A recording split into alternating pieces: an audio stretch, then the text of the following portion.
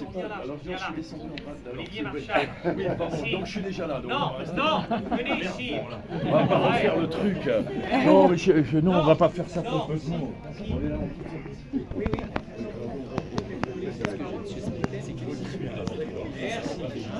oui. De quoi? Ah oui, l'interview. Bah,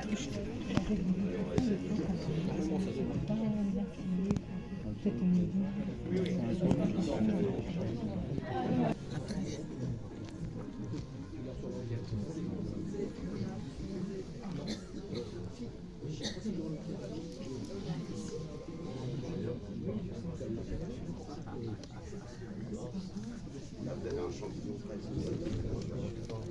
C'est bien, on est prêts, on a déjà dégainé.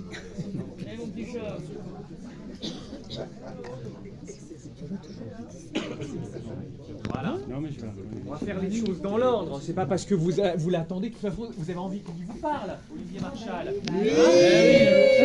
Bon, ok. Bon, alors qu'est-ce qu'on peut dire sur Olivier Marchal?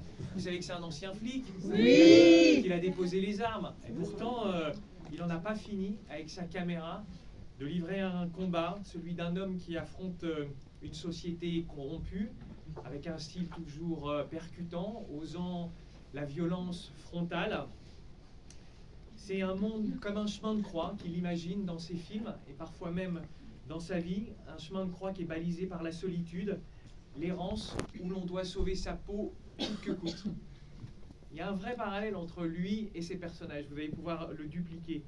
Il est comme ça, Olivier Marchal, il aime explorer la face sombre de l'humanité. Méfiez-vous de cet homme malgré tout extrêmement généreux.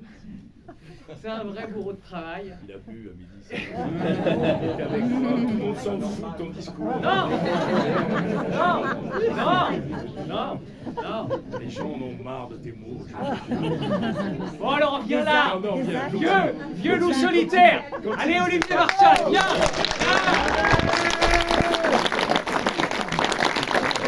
Merci beaucoup. Je sais qu'il a travaillé 2 jours sur ce texte. Il a appris à écrire pour Non, ça. c'est gentil, Stéphane. Non, mais ça me gêne parce qu'il faut dire les mots quand je suis pas là. Voilà. Parce que quand on est là, c'est toujours très compliqué à entendre. Comme toutes les personnes qui viennent vers moi en me disant on vous aime, vous êtes super. Je dis non, vous vivez pas avec moi déjà. Je suis un être invivable et qui ne sait pas être aimable. Ça veut dire que j'ai un problème avec ça. Ouais, à recevoir l'amour. Aimable, voilà. Voilà. Donc j'ai un souci, c'est depuis tout petit. Comme j'ai un complexe dans ce milieu du cinéma, moi je suis un fils de prolo, je le revendique. Et voilà, j'ai eu une petite anecdote juste quand j'avais été nominé au César pour 36 quai des Orfèvres. J'avais 8 nominations et j'avais appelé mes parents. Je leur avais dit bon, j'espère que vous serez devant la télé ce soir parce que là, ce soir, je vais ramasser un grave. J'en ai eu aucun. Et en fait, ma mère m'avait dit mais on n'a pas Canal Plus, chérie, avec son accent du Sud-Ouest. J'ai dit ben oui, on va chez les voisins. Elle me fait ils ont Canal, on va aller chez eux. Et elle m'a dit et ton père, tu sais quoi, il a mis son costume de mariage. Voilà, le cinéma pour moi c'est ça. Mon père a mis le costard cravate devant sa télé, la télé des voisins, juste pour regarder son fils qui n'a rien eu. Qui a fait plusieurs millions d'entrées. Oui, bien sûr. Et ça c'est la plus belle Je récompense. voulais finir grâce au public et grâce à vous. Et donc merci d'être là. Et moi la seule personne que je remercie c'est le public. Voilà, donc je suis toujours très flatté de voir qu'à 14h un samedi on vient voir un film que j'ai fait En 2015. Ouais. Donc ta carrière elle commence en 2002 avec Gangster. Ouais. Et quand on te propose, comme à toutes les signatures du polar français, de venir avec un film qui t'appartient, tu aurais pu choisir de le représenter, Gangster, 36, Oui. MR, Interdit. Et tu choisis ce film en 2015 que tu ne fais pas pour le cinéma, tu le fais pour la télé. Oui. Pourquoi ce choix? Est-ce que tu peux nous l'expliquer? Parce que c'est mon film préféré. Voilà, moi j'avais vu un documentaire sur Robert Duval qui a joué dans Le Parrain, avec Marlon Brando et tout ça, et c'est un joli documentaire de 2 heures. À la fin, on lui dit Monsieur Duval, quel est le rôle que vous avez préféré dans votre vie? Et le mec il dit c'est le shérif McGregor dans un téléfilm de 2 fois 90 minutes sur HBO. Donc ça m'avait touché de voir ce grand acteur dire que son plus grand rôle c'était un rôle de télé. Pour moi, voilà, c'est un film d'abord de copains. Parce que Bruno, c'est un grand pote à moi, et Patrick Catanifo, et puis il y a la maman des enfants dedans. C'est bien, voilà, mais comme ça, il fabrique pas. Vous voyez bien qu'il fabrique pas ce type. C'est l'année où on s'est séparés, c'est pour ça. Et pardon. Excusez-moi. Je vais faire pleurer tout le monde.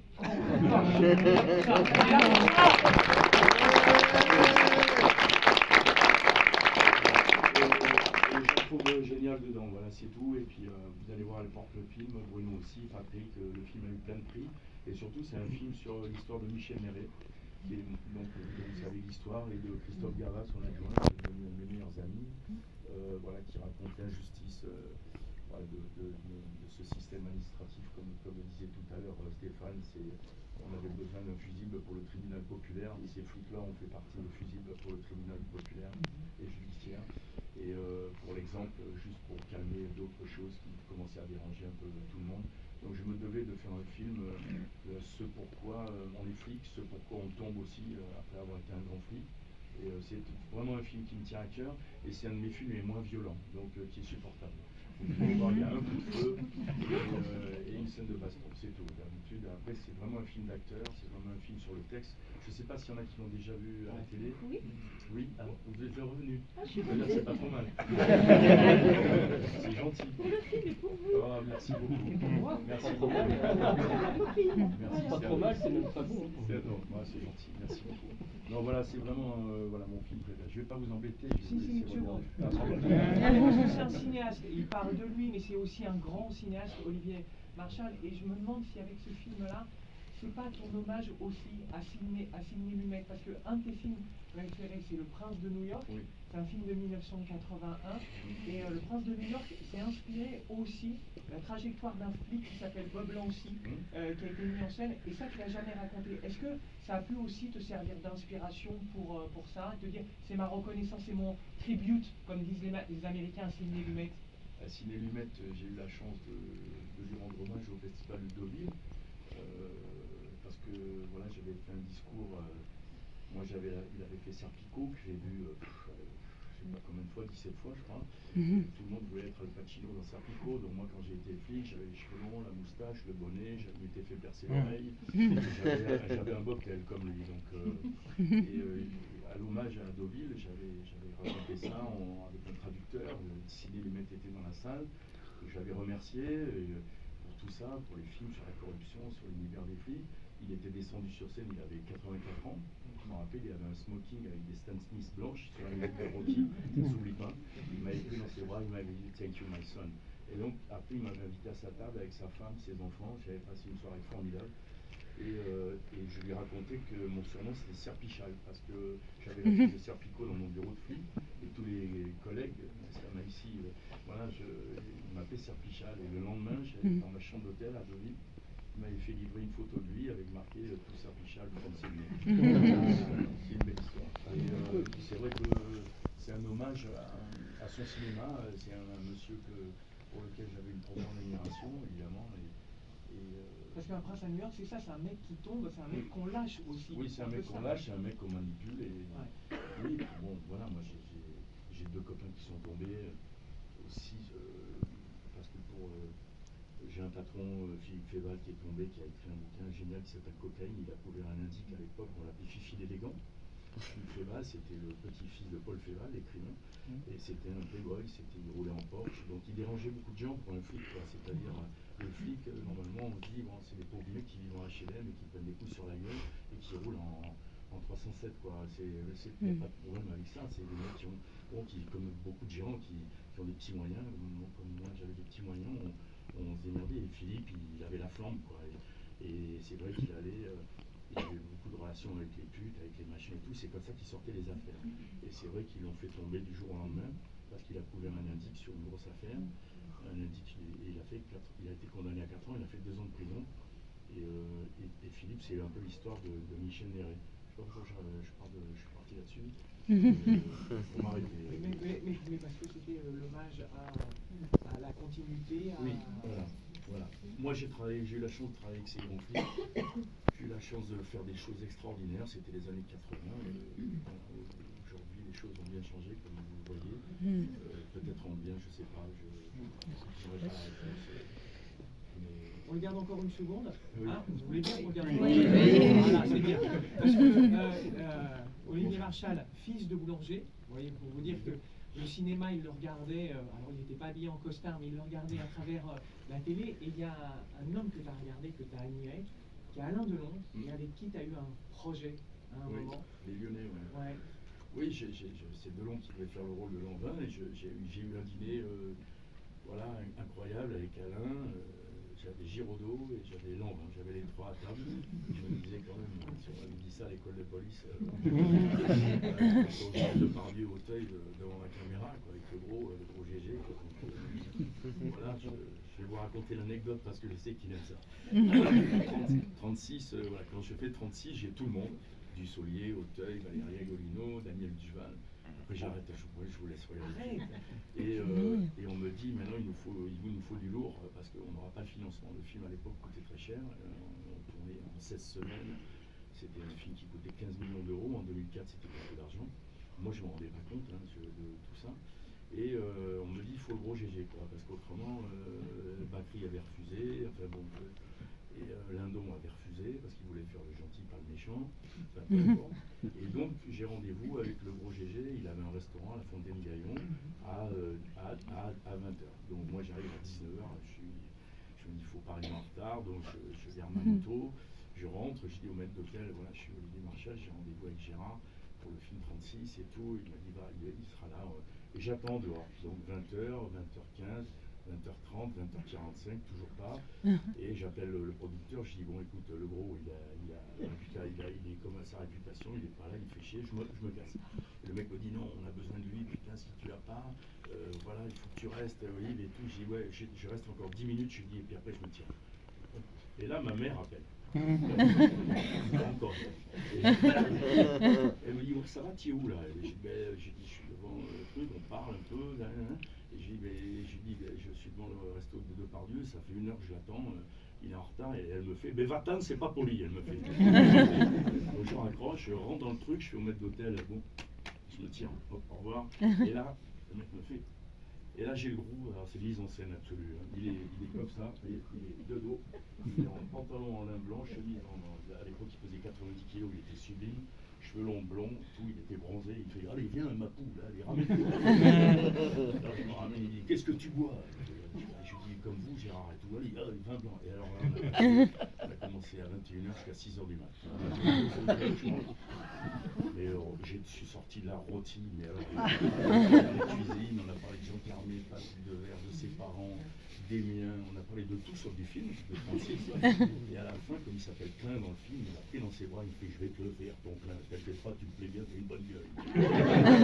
Le film part comme ça, voilà. Ici, GG, voilà, c'est avec ces gens-là que j'ai envie de travailler. Ben voilà, donc Qui vous ressemblent. non mais franchement, c'est. T'as pas pu travailler avec Delon, est-ce qu'il y a encore un acteur avec qui tu as envie de tourner, un grand acteur et ça peut être du côté même des femmes, est-ce que par exemple Deneuve, tu voudrais travailler avec elle?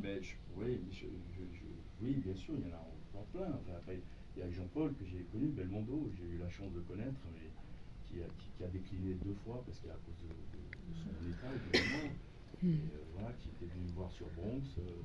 Voilà, j'avais un rapport un petit peu privilégié avec lui, mais beaucoup Jean-Paul, et puis c'était un mec vraiment super, quoi. Comme je dis, j'ai été à une avant-première de théâtre avec lui, et on est sorti de la salle, je lui ai dit je t'attends en face au bar, Jean-Paul, il m'a dit oui, j'arrive, t'inquiète pas, j'arrive, et tout. Il est resté 2 heures sur le trottoir avec sa canne à faire des selfies avec tous les spectateurs. C'était un type qui rendait au public ce que le public lui avait donné. Voilà, il n'avait pas la grosse tête. Voilà. Et, bon, après j'en ai plein, on pourrait faire. On regarde pas le film, on dit. Maintenant je vais vous parler des méchants. Pour vous donner l'état d'esprit dans lequel travaille Olivier, sur MR73, il le fait souvent sur ses scénars. Pour donner la note du film, en général, il prend une citation d'un livre qu'il aime ou d'un auteur qu'il aime. Et là, pour MR, il avait pris Francis Scott Fitzgerald. Et c'était dans la nuit noire de l'âme, il est toujours 3h du matin. Je veux dire, quand vous prenez le scénar en main et que Auteuil doit jouer, vous êtes tout de suite conditionné dans l'histoire qui va être racontée. Pour finir, j'ai cherché à un moment ce qui pouvait résumer ton travail et je l'ai trouvé chez un auteur encore américain, Faulkner. Oui. Et c'est cette phrase. Je voudrais savoir si à un moment ça pourrait pas être ta carte d'identité. Écrire, c'est comme craquer une allumette au cœur de la nuit en pleine forêt. Ce que vous comprenez, c'est que l'obscurité est partout. La littérature ne sert pas à mieux voir. Elle sert seulement à mesurer l'épaisseur de l'ombre. Vous avez 4 heures. On va distribuer les copies. Ça, c'est le cinéma d'Olivier. On est Ah, d'accord? c'est gentil. C'est ça. Ouais, Mesurer je sais l'épaisseur de pas, l'ombre. je sais pas ses prétentions, mais Mais bon, je voilà. sais. Moi, je fais du cinéma pour le public. Je fais des films que moi j'ai envie de regarder. Voilà, c'est c'est tout simplement. Et j'avais un producteur qui est mort, qui a fait tous mes films, Cyril Coldo Justin, qui était un ami, qui me disait le cinéma, ça doit être plus beau que la vie. Donc, j'essaie toujours de faire des films, même si l'histoire est tragique, vous verrez, j'espère que le film vous plaira. En tout cas, c'est mon film préféré. C'est un bout de la vie d'Olivier Marchal. Voilà, oui. Merci beaucoup. Merci.